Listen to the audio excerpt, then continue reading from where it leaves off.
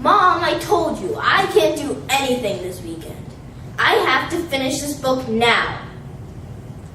Entering a reading contest was probably the most torturous thing I've done to myself. First of all, I am the slowest reader ever. It's practically impossible keeping up with the fast-reading, book-loving, bibliophile kids that my class is filled up with. But I had to take up the challenge, especially when my class decided to call it the competition of the year. At the end of the competition, I ended up reading 2 series, which wasn't even close to the 5 full series that the winner read. At the end, my self-esteem plummeted, and my disinterest for competition skyrocketed. I went through a roller coaster of emotions, and suddenly they all came to a stop when I thought, can competition harm us? First, let us read the prologue about what competition really is. Then let us finish the book and see how competition can impact our everyday lives. Finally, let us skim through the epilogue and find some solutions to this disadvantageous competitiveness. So I decided to start my quest for finding the answer to competition by knocking on my big brother's bedroom door. He plays some sports, so I thought this was a great place to start. And in my opinion, he is, competitive. So I asked, what is competition? He said, he mulled over the question and got that all-knowing look in his eye and said, idiot. I'm pretty sure that's not the definition. So I went and consulted the Merriam-Webster's dictionary. And competition, according to the book, said, it's the act or process of trying to get or win something that someone else is also trying to get or win. We know what competition is, but why are we so competitive? Well, we start correlating competition with success and think that if we lose, we will never be successful. But this is not true. According to Philip Ginn, author and artist, on August 12, 2011, he explains that you should base your success off your own performance, not on others.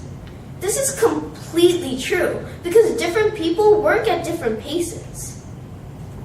To add on, as you grow older, you become more aware of others around you, and in turn become more competitive. According to Children and Competition by Cynthia E. Johnson, an human development specialist in North Carolina University, winning, losing, and playing against others has little or no meaning to children under 7. They are more focused on the rules of games and how they are played, rather than on winning. This explains that little children just want to have a good time. They don't really care about the bigger picture of competition.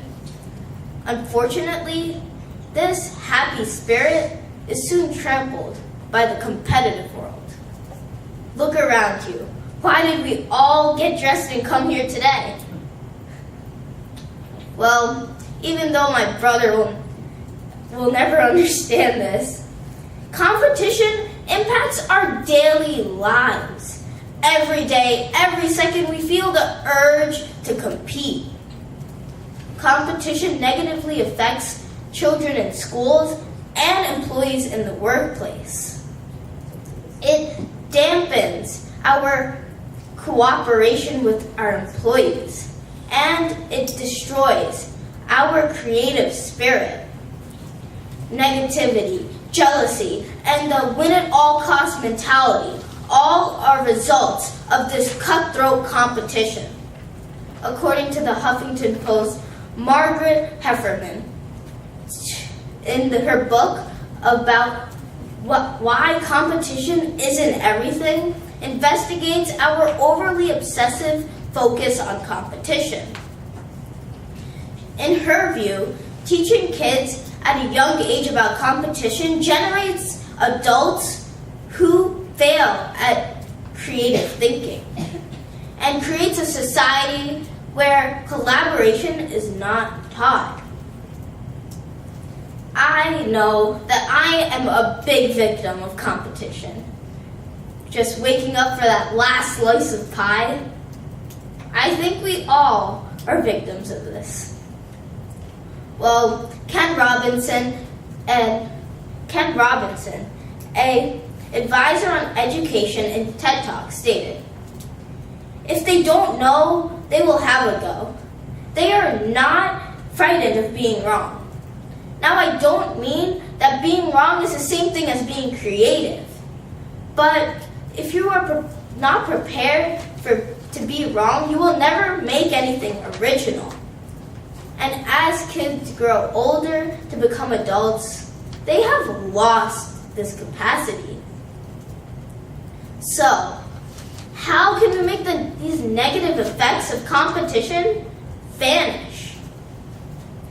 Team first is a great mentality that every group should have. Each person is ranked upon each other, but there's a bigger picture involved. Everyone is trying to focus on goals that will help the whole entire group or team, according to Douglas P.B. Freeman. This explains that teamwork is very effective to help the negative effects of competition vanish, because when you're in a team, you forget about the competition and just learn. Also, if you compete, you should try to discover the true motivation behind them. Also, you should try not to be jealous, but instead be proud of others' accomplishments.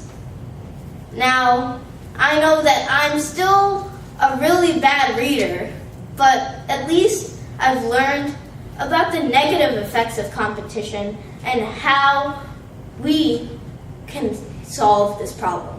Thank you.